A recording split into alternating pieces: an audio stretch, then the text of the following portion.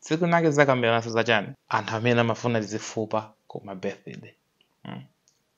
Ndili kumulanje ndimakhala kwina kale kumulanje kuyitanira ku birthday ku aseva titi chakudya tina take birthday yakumudzi basi kena kubwera kalichero adakufuna ndalama anthu azifupa mmenemo azifupa amene ngati simufuna tibwere ku birthday yanu osatiyitana ngati mwatiyitana ku birthday yanu tidyetseni koma sizoti mutipemphe ndalama mumaziyamba dala nokha sitimaziwa za birthday yanu. We don't care kaya mukalamba kaya munenepa kaya mukuchita bwino kaya muchani. Fuck it and fuck you.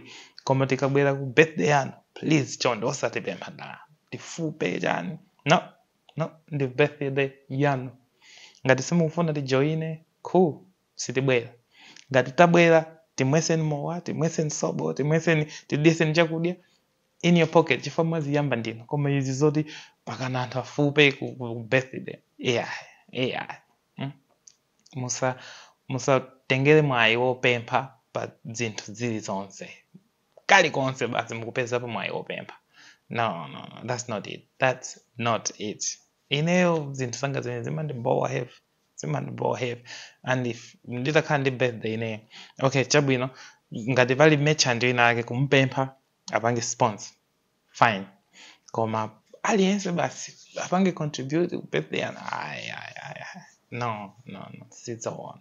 Anyway, that's it.